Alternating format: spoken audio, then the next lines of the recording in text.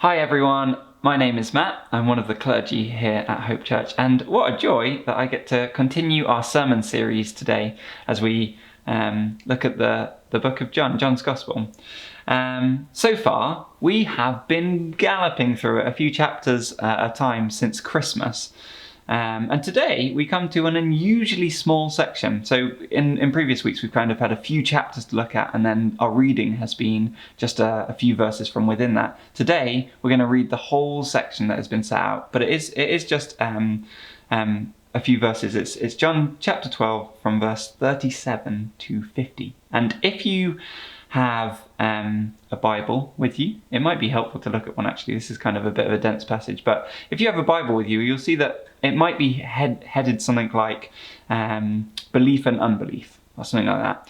And this portion of John's Gospel isn't advancing the story really at all. What it's doing is it's the author commenting, kind of having a little pause to comment on this issue of belief and unbelief. And so that's what we're going to look at today. We're going to look at belief and unbelief. We're going to think about forgiveness and unforgiveness.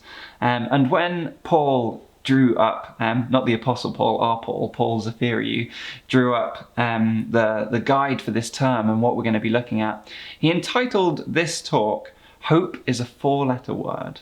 Hope is the unmentionable thing. And so we're going to think a little bit about that. But before we get there, we're going to have our readings. And today we have two readings. First, this one from John's Gospel, and then another afterwards, which is one very close to my heart. But we'll get there in a moment. So here we are. John chapter 12, verse 37 to 50. Even after Jesus had performed so many signs in their presence, they still would not believe in him. This was to fulfill the word of Isaiah the prophet. Lord, who has believed our message, and to whom has the arm of the Lord been revealed? For this reason they could not believe, because, as Isaiah says elsewhere, he has blinded their eyes and hardened their hearts, so that they can neither see with their eyes, nor understand with their hearts, nor turn, and I would heal them. Isaiah said this because he saw Jesus' glory and spoke about him. Yet, at the same time, many, even among the leaders, believed in him, that's Jesus. But because of the Pharisees, they would not openly acknowledge their faith for fear they would be put out of the synagogue, for they loved human praise more than praise from God. Then Jesus cried out, "Whoever believes in me does not believe in me only, but in the one who sent me. The one who looks at me is seeing the one who sent me. I have come into the world as a light, so that no one who believes in me should stay in darkness. If anyone hears my words but does not keep them, I do not judge that person. For I did not come to judge the world, but to save the world. There is a judge for the one who rejects me and does not accept my words. The very words I have spoken will condemn them at the last day. For I did not speak on my own, but the Father who sent me commanded me to say all that I have spoken. I know that his commandment leads to eternal life. So whatever I say is just what the Father has told me to say." This is the word of the Lord. Thanks be to God. There's our first reading then. We'll come back to that in a moment. But as I said, we have two readings. And so we press on to our second reading, which is slightly apocryphal, I might say, but a beloved portion of one of my favourites, Home Alone 2, Lost in New York. We're going to watch a clip. It's not strictly a reading, I hope you'll notice. From Home Alone 2, Lost in New York. But before we get there, I want to catch anyone up who hasn't seen Home Alone 2, Lost in New York. So Home Alone 2, Lost in New York is about a boy called Kevin. He's 10 years old and he is lost in New York without his parents, without his family. He's all by himself. And he has to kind of figure out how to deal with life on his own in the big city. But one of the things that keeps happening, this recurring character, is this pigeon lady, kind of an unkept, kind of dressed in tattered clothing kind of woman who is always covered in pigeons. And she, maybe she lives in the park and Kevin's seen her a few times. And as a 10-year-old boy, he sees her all covered in her pigeons and he is terrified. And so every time he sees her, he runs away from her. And what we're going to see in the clip is what happens when Kevin finally comes face to face with the pigeon lady. I don't know if I have enough for everybody. How hungry are you guys? Well, you guys ate all my food.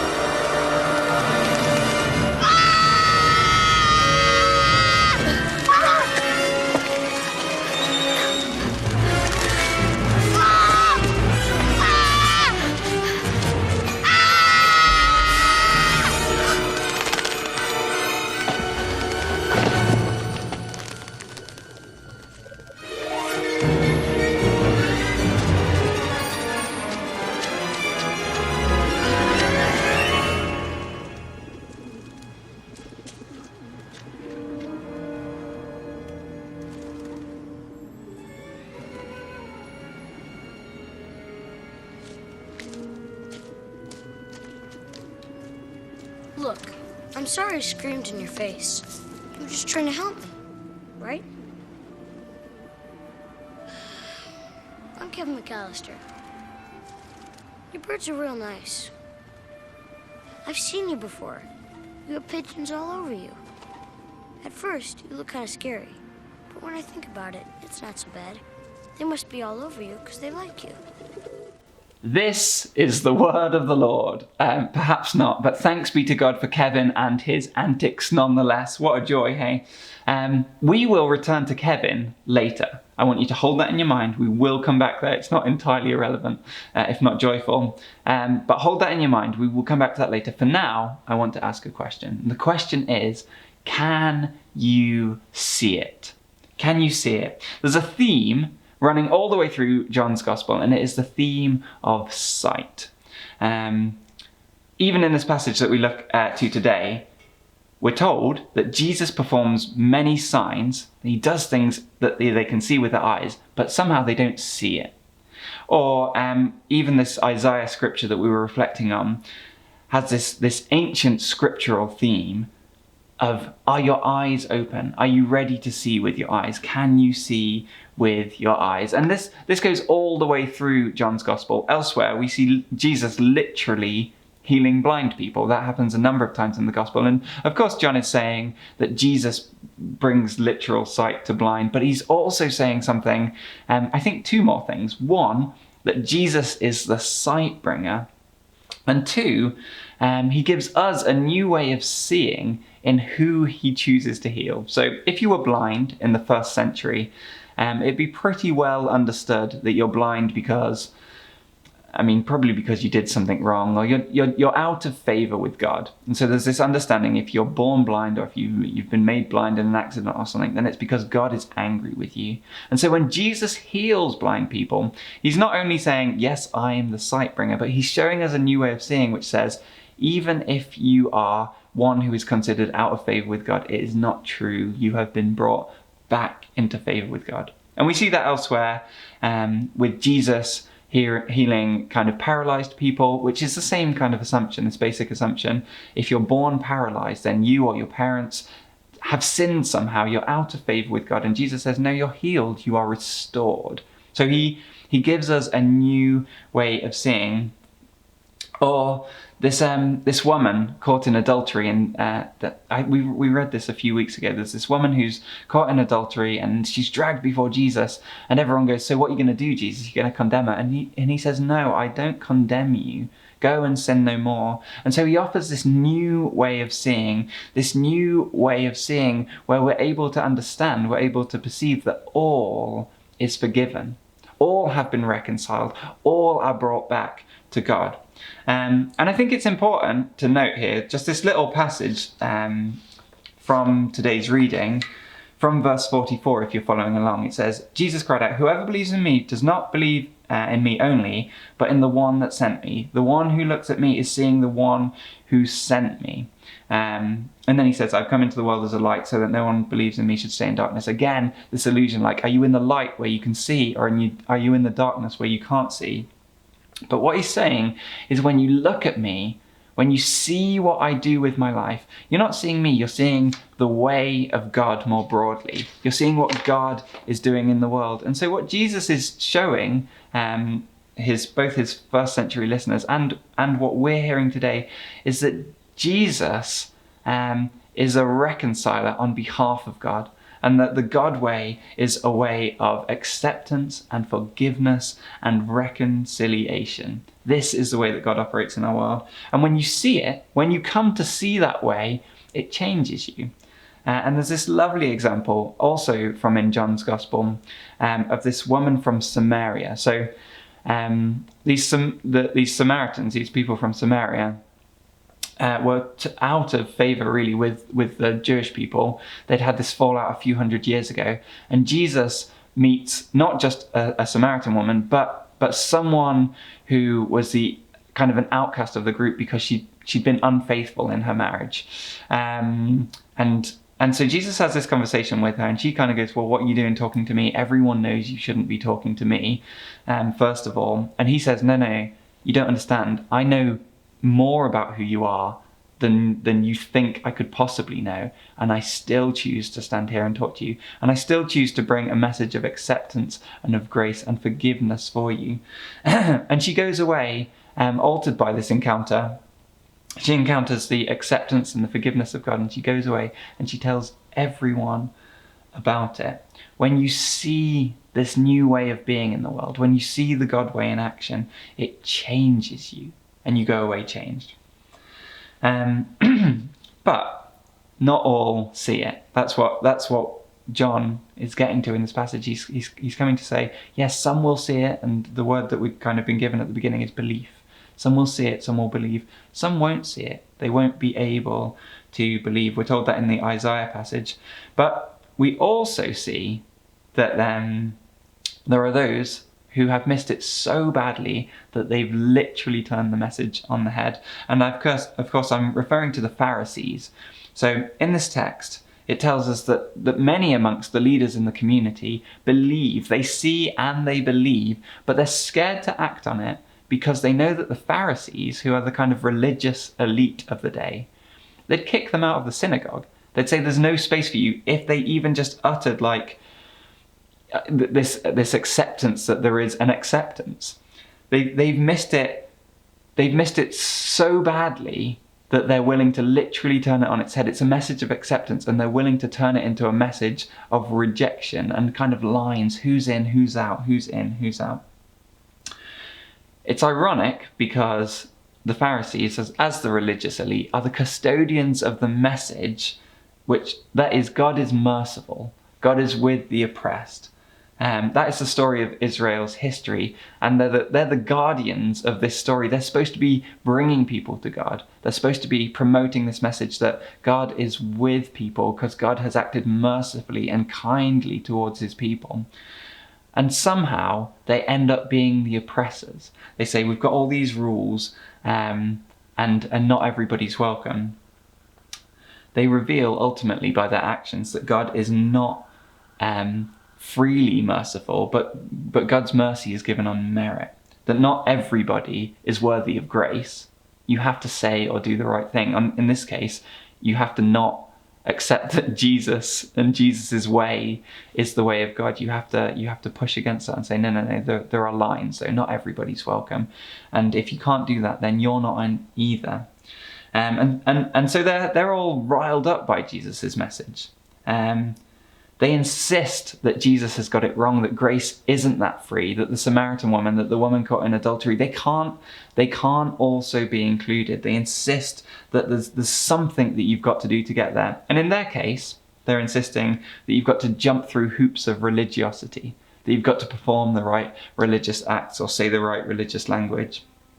But these others come to him and they say, yeah, but have you seen what Jesus is doing? Have you heard what he's saying, that everybody is accepted, that he's welcoming all, and and they will not have it. They will not have it. And this is where this title that Paul gave us for today's sermon, I think, comes in.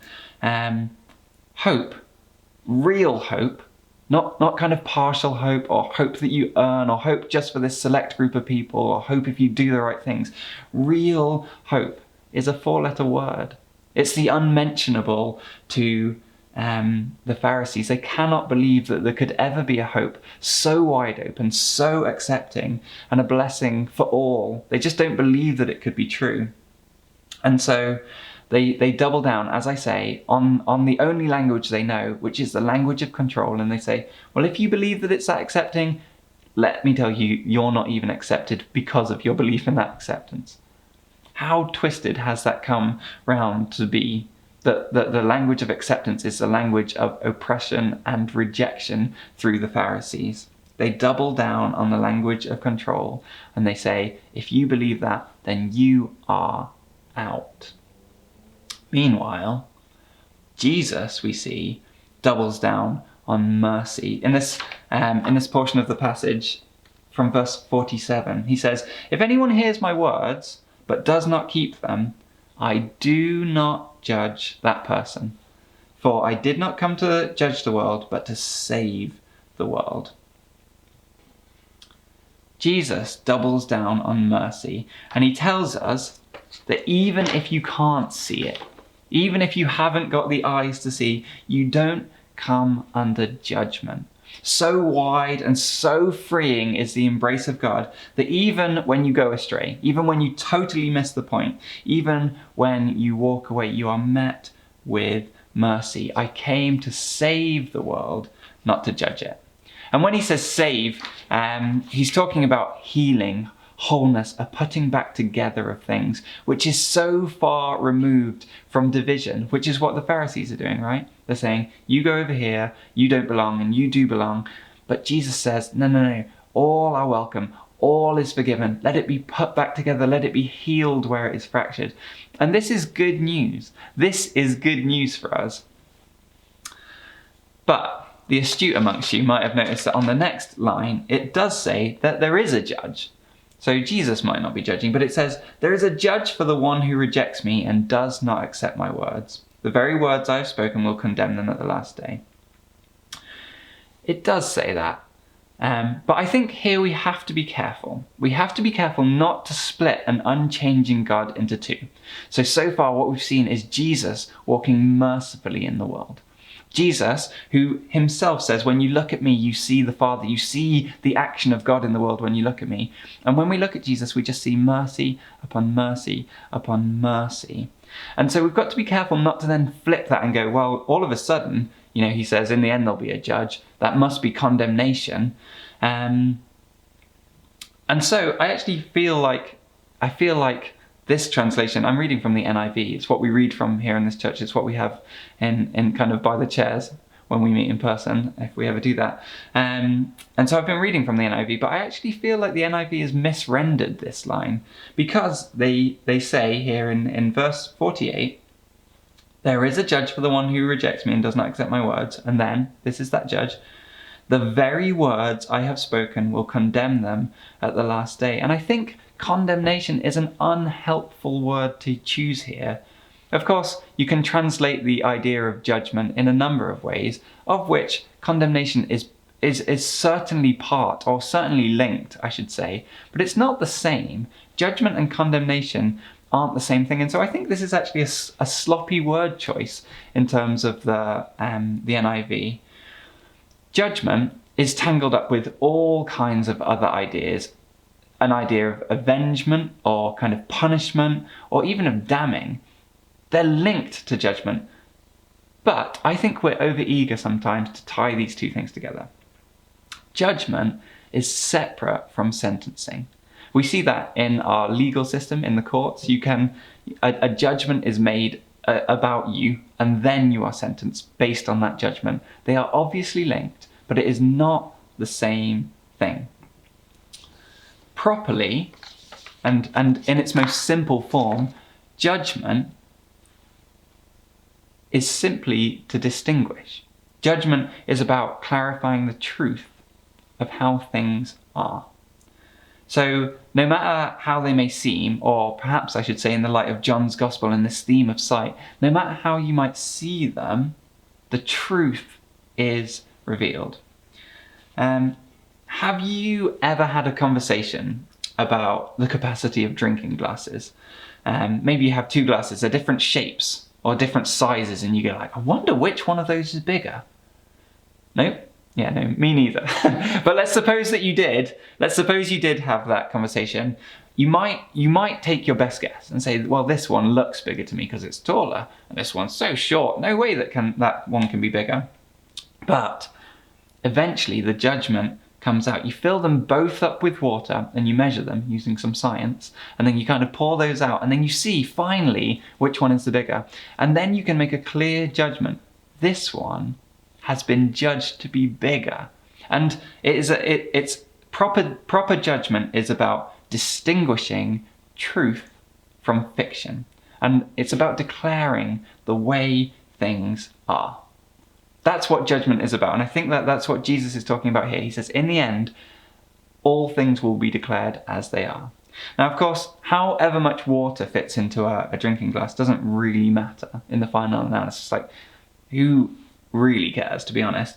But let's suppose that the way that you see things affects the way that you treat other people, or our planet, or yourself. Let's suppose that your judgment, or your best guess, perhaps I should say, on something affects the way that you treat other things. Then judgment is going to be an important part of our mutual flourishing. It's going to be an important part of how we live together in this world with one another. I want to try and illustrate using another pretty well-known story from the Bible. It's called, or you might have heard of it being called, the Good Samaritan, the parable of the Good Samaritan. It's a story that Jesus tells, and he says, there's a guy walking down this road from Jerusalem to Jericho, and that's important. It's Jerusalem is where the temple is, and so he's walking down this road, and it's a long road. Think a couple of hours walk, and he gets jumped out of nowhere. Some muggers come and they rob him and they beat him up and they leave him for dead. And Jesus says, first of all, two people come by separately. One of them is a Levite, and one of them is a priest. So they're both religious people of the kind of priestly class. And Jesus tells us that neither of them stop to help this guy who's all beaten up on the road. Now, they might well have a good reason for not helping. They're coming from Jerusalem towards Jericho. So the best guess is that they've been at the temple where they had to go to get ritually cleaned. They had to do special hand washing things in the special place. And it's a few hours walk. So they've been there, they've done that, they're on their way back. And in ancient Israel, if you touch blood, you are unclean again. And so if they go and help this bloodied, beaten up guy on the road, then they'll have to go back to the temple, and then they'll come all the way back. And it's going to take hours, if not a day of their time to sort this mess out. And who knows, they might be late for some religious ceremony or something. There's not no reason. They're not just like, well, forget that guy. They might have what they consider to be a good reason. But then Jesus comes to the end of the story and he says, but a Samaritan, and those are those pesky Samaritans again, these people who the ancient Israelites had some kind of beef with. They weren't on the best terms with. And Jesus says it's a Samaritan who comes along and picks up this guy who kind of cleans him down. And as he tells this story, we know, the crowd listening, and we know the right thing to do. We know in an instant that whatever the good reasons might be about, you just remain ceremonially clean. When we hear the story of compassion and kindness, that this Samaritan picks him up and kind of takes him to the inn and pays and says like, don't worry, the hospital bills are on me or whatever. Like all of that is a kindness that we look at and we instantly go, oh yeah, that's right. In the end, we see the truth of the universe. A judgment is pronounced that your ceremonial cleanliness or your religious observance matters not when there is kindness to be enacted, when there is love to be lived out. It is a judgment. So no matter how good or how helpful our religious systems are. They are dwarfed by kindness and compassion. And Jesus reveals that in this story. And I think that's why John elsewhere in this gospel says, you will know the truth, and the truth will set you free. That's what he's talking about. He's trying to say, now that you know the truth, now that you've seen the beauty of stopping to pick someone up, especially someone who's kind of like a bit of a sworn enemy of yours culturally, if you stop and pick them up, there is such a beauty and such a courage and such a flow with the universe when you do that, that you know that it is the right thing to do. It changes who you are. It sets you free from who you are. And yet, we're not truly free, are we? Because I've heard the story of the Good Samaritan, and chances are if you spent time in church in your life, so have you. And even with this judgment that kind of shimmers off the page, even with this kind of revelation that comes, it seems to somehow kind of glance off of us, or it doesn't quite fully impact us. It doesn't quite fully set us free. It doesn't fully transform us. At least I know for myself, it hasn't ultimately released me from my impulses to put all kinds of other things in front of compassion, in front of tending to the plight of our human kin the world over. It hasn't rocked me so deeply that I just don't stop until there is healing and wholeness. And that's why I think Jesus says, I'm not going to judge now, but finally you will be judged. I think he's saying finally there will be a judgment, a truth so impactful that it will change us all. It will rescue us all from the patterns that we live in. It will lead us to a new way of compassion. Paul says it differently in 1 Corinthians. He says, for now we see only a reflection in a mirror. Then we shall see face to face. Now I know in part. Then I shall know fully, even as I am fully known. What a beautiful idea of judgment. You know, if you hear judgment and go, I don't know about judgment, this is what judgment is. It's the revelation of truth which sets you free. In the end, it's not really about condemnation, which again is why I'm not, I'm no Greek scholar, but I'm not pleased with the way the NIV has rendered this. I don't think it's faithful because they've thrown in condemnation there, and it leads us down a track, not one that I think we ought to be going down. I think this final judgment is a seeing face to face. It is a seeing where we currently cannot see. It doesn't bat us over the head, but this judgment, this revelation of truth approaches us in mercy. It gently corrects us and it restores us and it brings us home, which is how we finally get to return to Kevin, lost in New York. What does it mean to be judged by the word of Christ, or the words of mercy? It says here, in the end, the very words I have spoken will judge, will reveal truth in the last day. What does it mean to be judged by the words of Christ, which we must remember are words of mercy and acceptance? What does it mean to be judged by those? I think it's like being rescued by the pigeon lady that you've come to fear. That's what I think it is. Kevin isn't seeing straight. He's imagined, I'm sure, with much of society, that this scruffy lady is dangerous and is to be avoided. And so every time he sees her, he goes, ah, and he runs away throughout the whole movie. And here in this clip, he finally can't run any further. And the pigeon lady approaches him, and we get those tense strings in the background. You're like, oh my goodness, Kevin is in for it. Surely she's going to murder him and leave him chopped up around the park. Sorry, that's a bit gross, isn't it? Surely this is the end. And so he screams his head off, and her hand comes towards him. But as it comes towards him, it doesn't go to strangle him or wipe him out or whatever it might be, but it reaches down to his ankle and it frees him from the place that he is stuck. And of course, he runs. It's all he's ever known to do from the pigeon lady. But then the revelation of mercy dawns on him. As he's running, he thinks, wait, this woman has just freed me. He's been running, But now he sees that she is kind. His vision becomes clear. A judgment is passed. And of course, the judgment is that Kevin's instinct so far to kind of push her to one side or to run from her or to be scared, that the judgment is that was folly, that he shouldn't have been running. And in that sense, his and the rest of society's, by the way, instinct to label her as a pariah or as an outcast, that is condemned. So yes, there is some validity in using the word condemned. There is. But look at what kind of condemnation it is.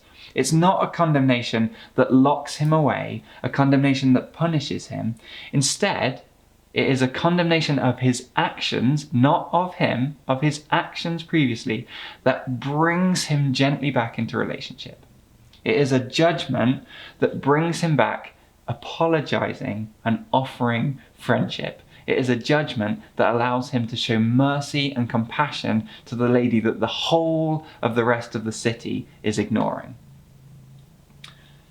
You will know the truth, and the truth will set you free. Free from our instincts to separate and to judge people. Kevin can see that he's been trapped by, suffering under, and is complicit in the evil in the world. He understands in an instant that he's all part of that system, and yet he has been forgiven. He's mercifully been freed, and in his forgiveness, he's set free, just like that woman who Jesus met at the well, and they talked about all of her ex-husbands, and Jesus sets her free, and then lives differently. He lives in love and compassion. He lives in true freedom. And so, my prayer is that we may see too, that we may know also, that we may encounter the revelatory, life-altering judgment of God, that we might welcome it, that we might welcome the judgment of God, and that in that we might choose forgiveness, which is something that the Pharisees couldn't do. That we might choose to forgive those who've hurt us, to let those off the hook. And in forgiving, be forgiven. Forgive ourselves, that we might come to a place of freedom to live lightly and live freely, accepting that we are acceptable. Religion is supposed to be, good religion is supposed to carry this message. You are accepted by God. But as we saw in the Pharisees, that's not how it always comes out. And I'm sure you might have had, or at least know people who've had experiences where they don't hear that they are accepted by God. That is the message of true religion. That is the message that should be coming out. It's not always the one that does. We can choose to take part in that message by choosing forgiveness for those that we know and accepting hope, true hope, for those that we don't know. Not brandishing hope, a four-letter word, an unmentionable, well, you've got to do this or this. No, true grace-filled hope to be a reality in our lives. So, Lord, open our eyes that we might see, that we would come to see the scandal of hope, the outrageous goodness of grace, and understand that all is forgiven.